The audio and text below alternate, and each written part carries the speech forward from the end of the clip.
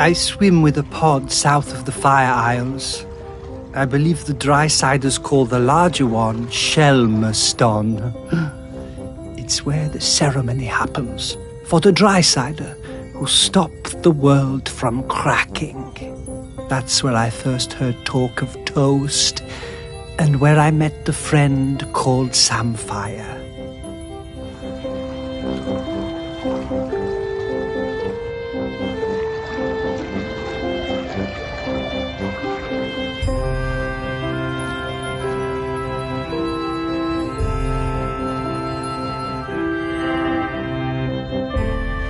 I did not believe it at first. A food which snaps so dry.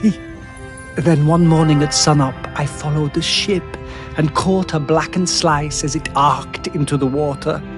This was the start of my lifelong love of toast. I saw Samfire on the dry side and came up out of the sea to ask them for toast. They asked me to put on some pants, but I refused to denigrate myself with dry-side fabric. No matter, I had brought some shiny coins with me that I found on the seabed and secreted in my swimming folds.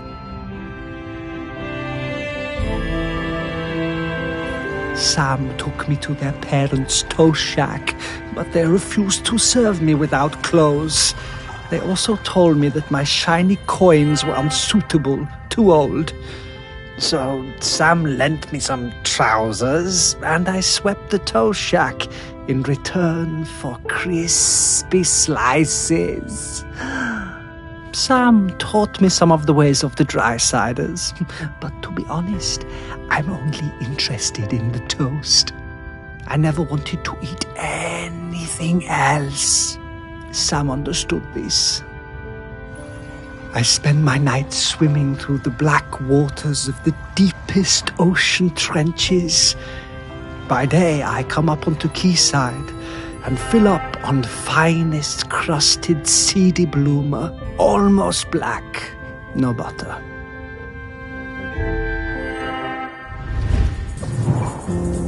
Oh, I could really go for a nice piece of toast right now. But, yeah, with butter.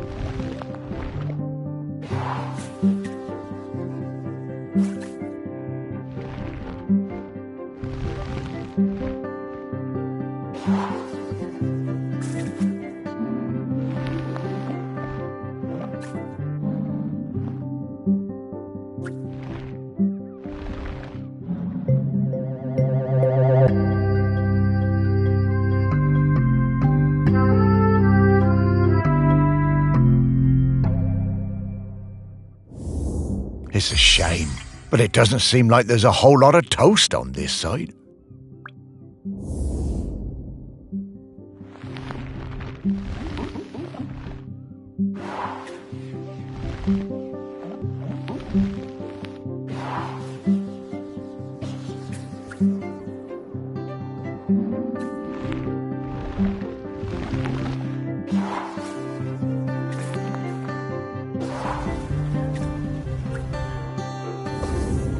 Getting the scent of Grenkins again, Morris. I'll pop up to let you know when we're close to one.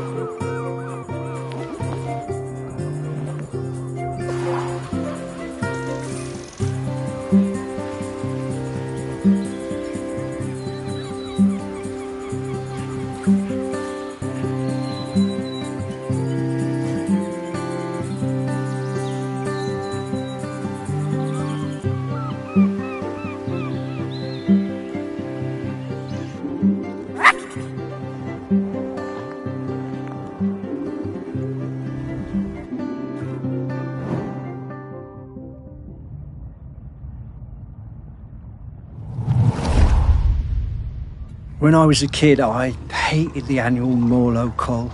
I always kept away and found excuses not to be there. Then, aged 10, my dad marched me down to the beach with other men and put a knife in my hand. It was the worst day of my life. I saw Morlos slit from jaw to belly, more blood than you could imagine. I didn't sleep for months after. But you grow up, don't you? I never felt it right that we was killing Morlos, but what could I do about it? I was just a fisherman. One day I see Samfire, the new harbour officer, handing out leaflets on the quayside.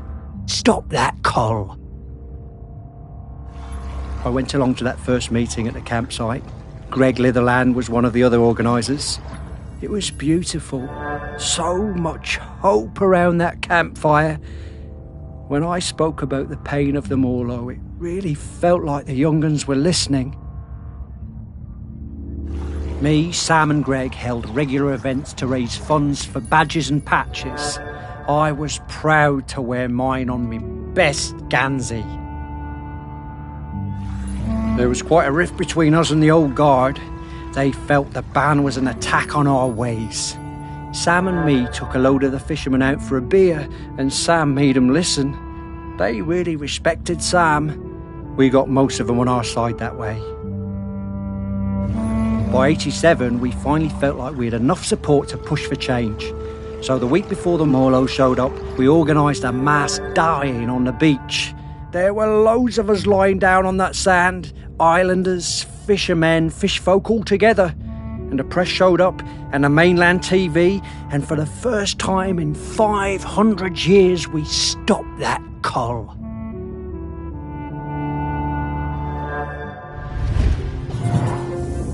I'm so glad we don't do that cull anymore. I was proud of Sam and that lot when they finally made the old uns see sense. And, well, I did my part. Held a lot of those early meetings at the museum, we did.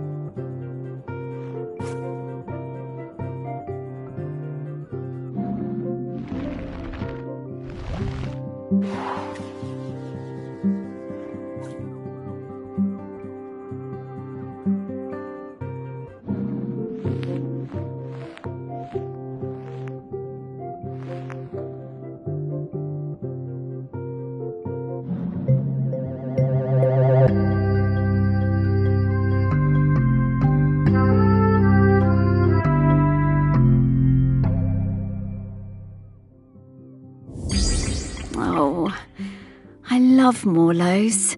Such gentle creatures.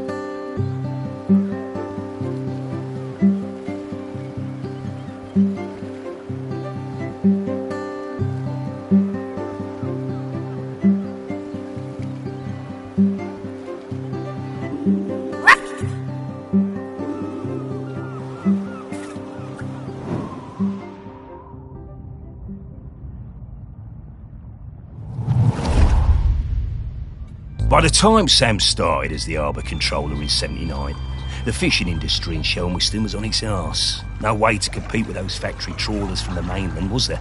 Couldn't moor those things anywhere near the island, even if we had them. Of course we were all smuggling, stands to reason, done it? There was no money. All those old fishing sheds on the quay, the ones the tourists like, were falling down. Old place looked, pardon me, like a tip.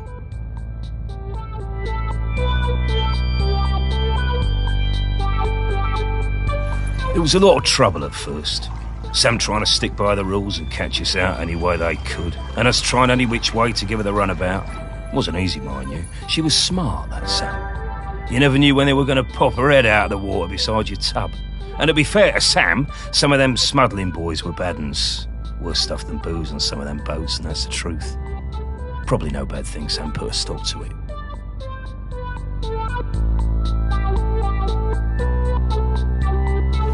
But in time, Sam started to see how things were, how we do things, and we came to an understanding of sorts.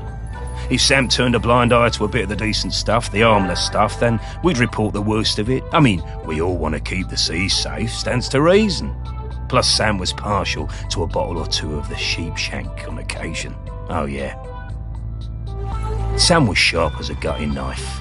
They made us hand over some of the, shall we say, dividends to fix up the quay, all them sheds and that. Make them into something we'd be proud of. Turn things around for Shelmiston, that did. Now we get more of those tourists since the big ferry started, and they love a day out on a boat. Ken takes them all out, he does.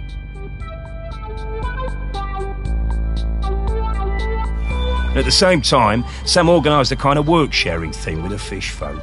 Got some of them to swim along with the fishing boats, help them locate the biggest shoals. Gave those big trawlers with all their fancy radar gear a run for their money. We'll never be big players in the fishing down here. But thanks to Sam, we hold our own. Bless him.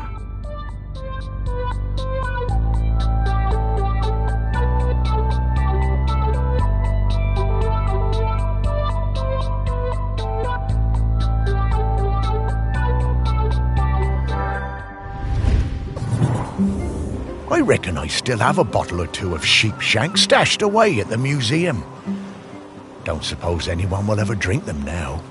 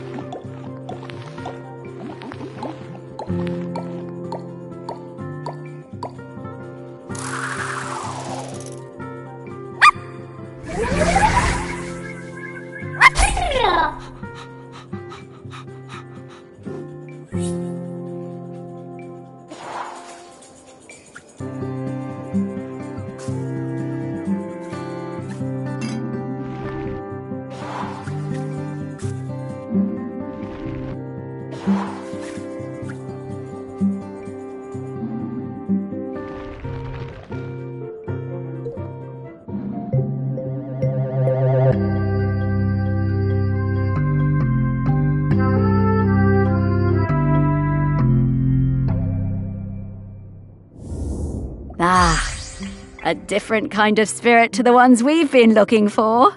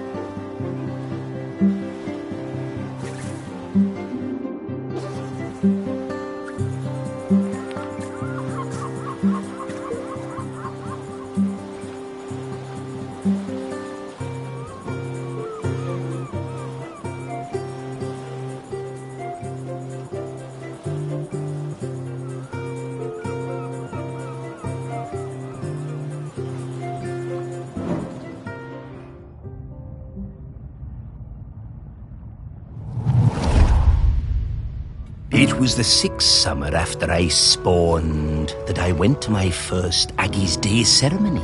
You know, Aggie, the dry cider who saved the world from cracking in two. We don't go on land until we're 6 years old. It's all swimming, wafting around. Standing up is hard at first, the weight distribution. Anyway, I went up dry side for the ceremony, and that was where I first met Sam. It was so loud and hot out there, all that shell blowing. I was bored, and my body felt dry and heavy. I was too young, really. There were souvenir stalls selling bracelets with little stones of polished lava. I wanted one so bad I would not shut up about it. Sam saw I was fed up. They took me up the beach, away to the dunes, and Sam gave me a little polished stone of my own to play with. Had a heart of gold, they did. It wasn't until years later that I found out it was a tiny replica of the one Aggie died on. We became good friends. Sam helped a lot. They were always on my side. My pod, we were quite traditional, didn't like us working with the dry siders, but Sam talked me into going for the job as a diver on the new harbour. If it wasn't for them, I don't think I'd have tried. That stone was my lucky charm. I took it with me when I went for the interview, and I took it down with me when I went on my first dive. I had a pocket made specially in my tool belt.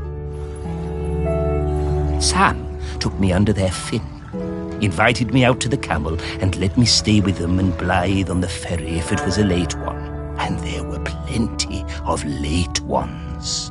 Karaoke nights are still my favourites. Every time I feel that lucky stone in my pocket, I think of Sam.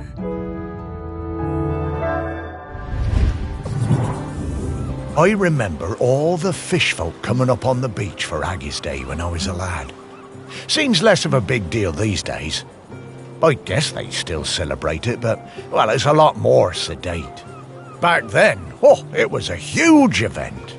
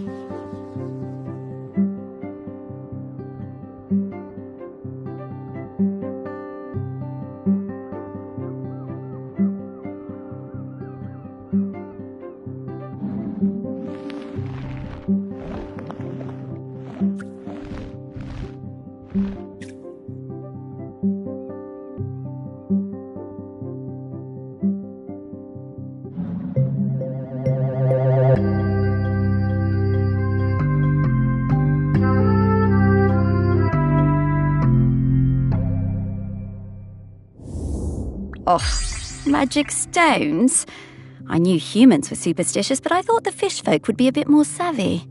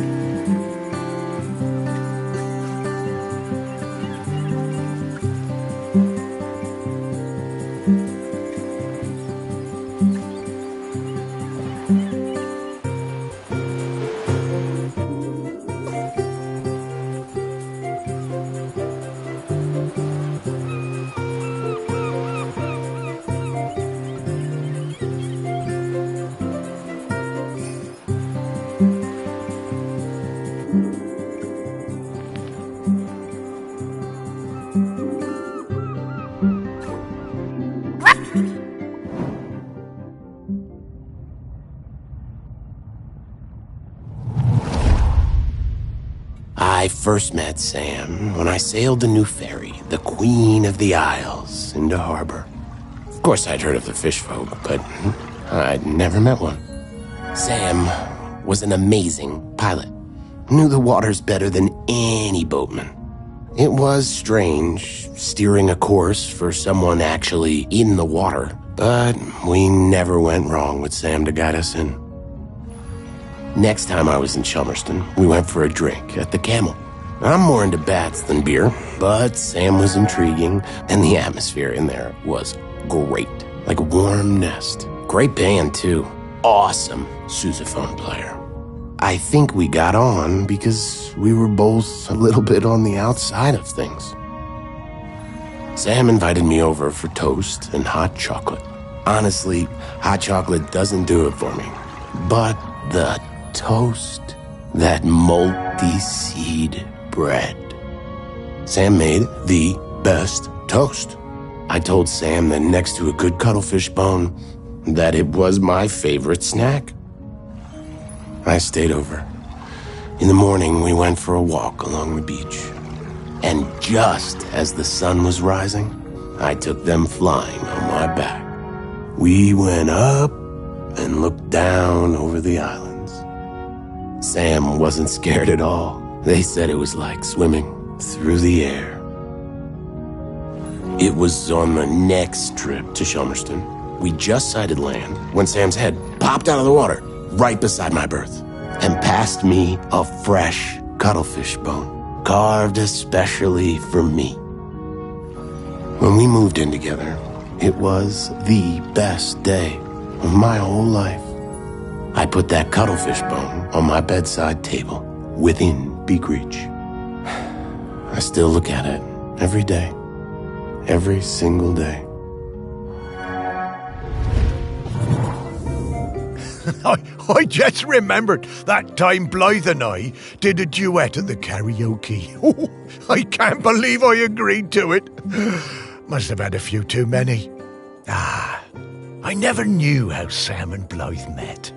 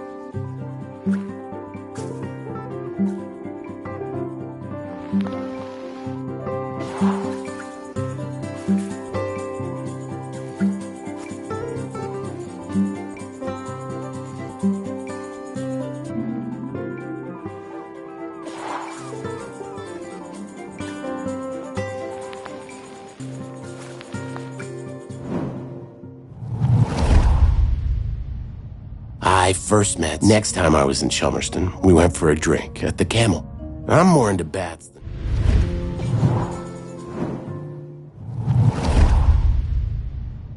I first met Sam when I sailed the new ferry, the Queen of the Isles, into harbor. Of course, I'd heard of the fish folk, but I'd never met one. Sam was an amazing pilot. Knew the waters better than any boatman.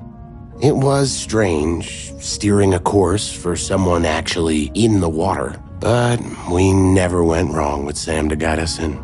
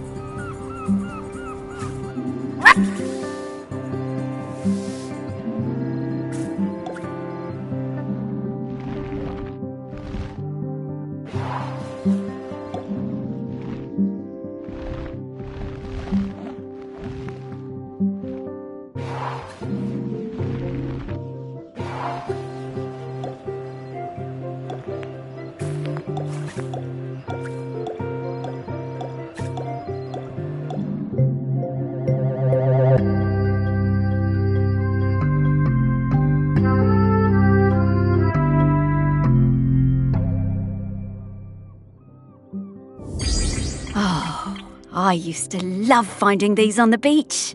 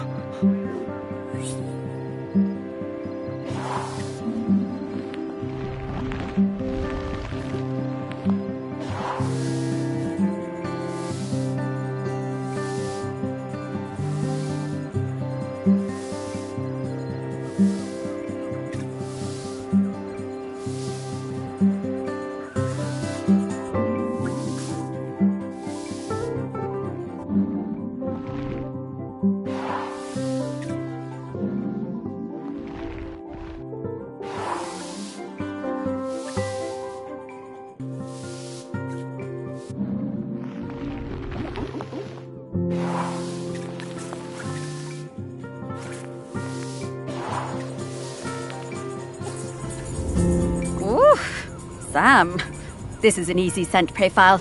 I'm coming, Sam.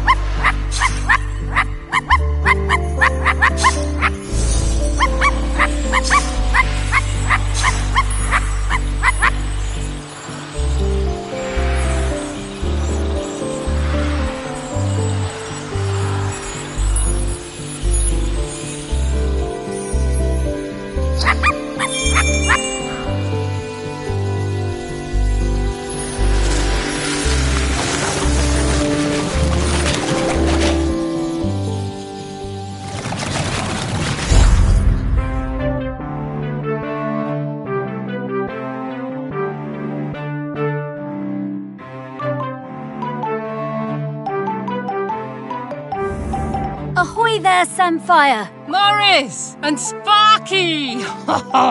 Lovely to see you both. What can I do for you two? Well, we wanted to ask you something. It's about Aggie. She doesn't have long left now, does she? Poor thing. No, not long at all. We were hoping you might replace her as custodian. Oh, Morris, I spent years of my life as harbour master trying to keep people from meddling with nature. I don't feel any differently now. I'm appreciative of all Aggie has sacrificed for us, but the island spirit isn't evil. It just needs to erupt from time to time. And if it needs to now, let it, I say. Let nature do what it must. As the fish folk say, the tides will tell. Yeah, Sam, I hear that. I really do. No, Morris. We can't just give up. Now, we'll talk about this in a bit, Sparky.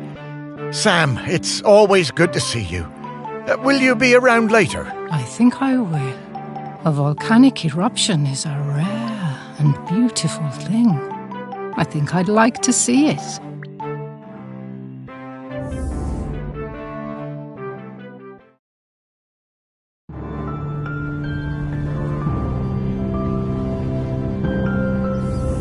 Okay, we just need to talk to Aggie. She'll know what to do. No, Sparky. I've been thinking about it, and I think Samfire's right. I think it's maybe time to let the town go. No, Morris. It's not. No, it's all right, Sparky girl. It's over. This isn't my town anymore. The only ones around here who remember me are ghosts. That's not true. No, it is. But that's all right. Truly it is. Everything for a season and all that. And I miss the people I knew. The people who've moved on. I want to see them again.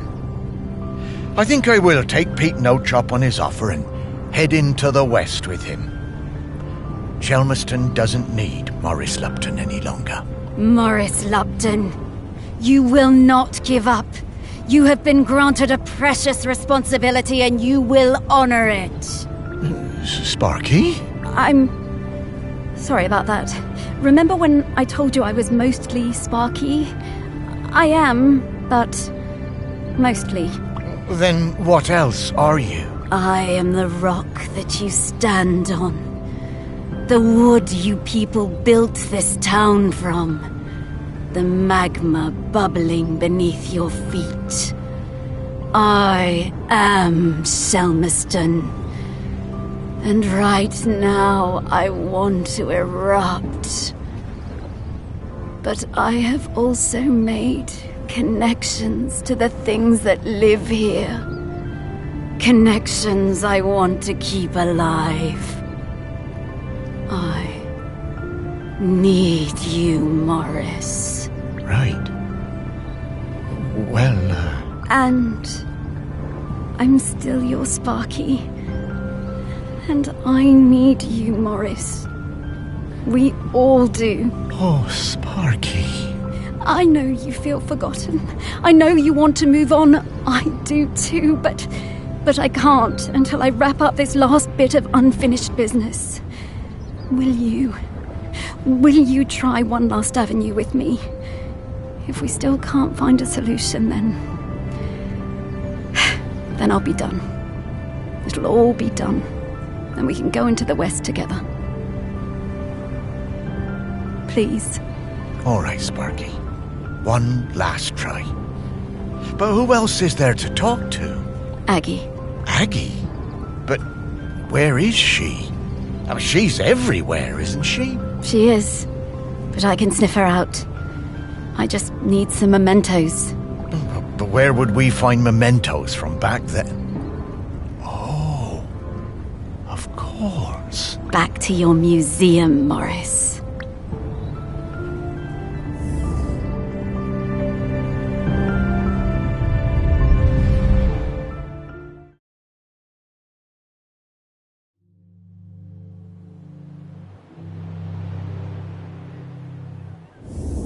Ah, well, it's reopened. Well, I suppose that's good. You need to keep up the footfall. Everything has to move on. Well, yes, but, you know, it is still your museum, Morris. It wouldn't be here without you. It was never my museum, Sparky. It was Shelmerston's. It's changing, but, you know, I think it should. So, what happens now? How do we find 4,000-year-old memories? Come with me, Morris. There's one more thing I ought to show you. Okay, Sparky.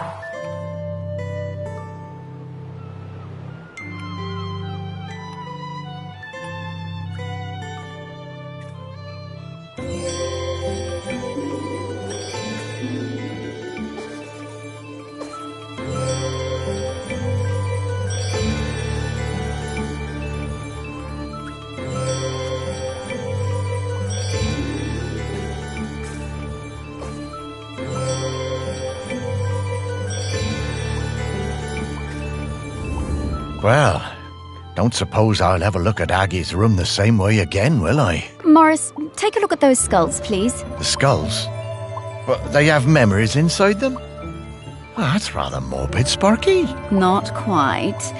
Look, I didn't explain this before because I felt things were confusing enough, but that slicing is a bit more powerful than I've led you to believe. Oh, well, what do you mean? Well, We aren't limited to memories of people who are alive. People are bounded by time, but memories aren't. Check it out.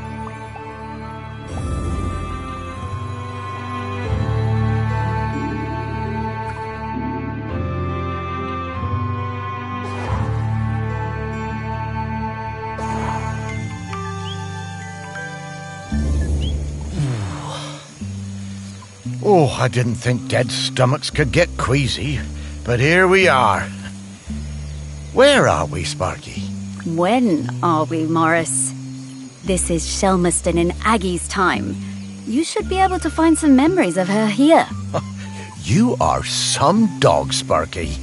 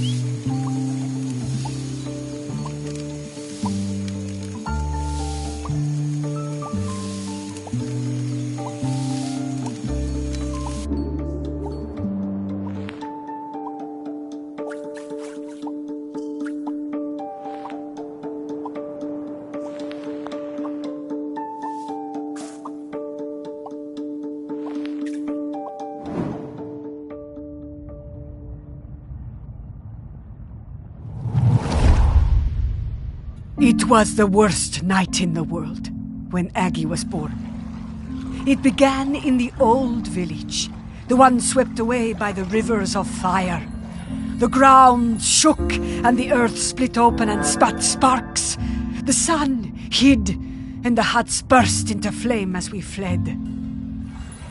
I thought we would all die, everyone washed in the burning orange death, and Aggie's mother howling with the pain of the child coming.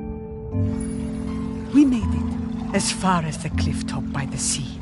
The mountain was still roaring and roaring. The rock ran in rivers toward the sea. The air smelled of death and poison. But Aggie was perfect. Small and angry, her tiny fists pummeling the air. I used my knife to cut the cord. We chose a spot for the new village closer to the beach.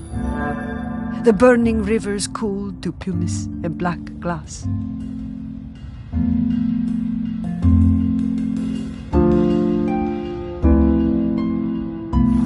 I made sure everyone knew that a life that began in this way would be special.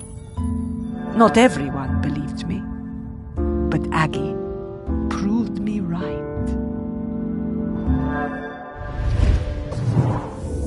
My goodness. Giving birth like that must have been awful. What a terrifying situation.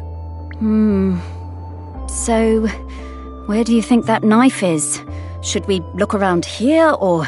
No, I'm pretty sure I've seen that knife before. Back at the museum, I reckon. Okay, Morris, let's go.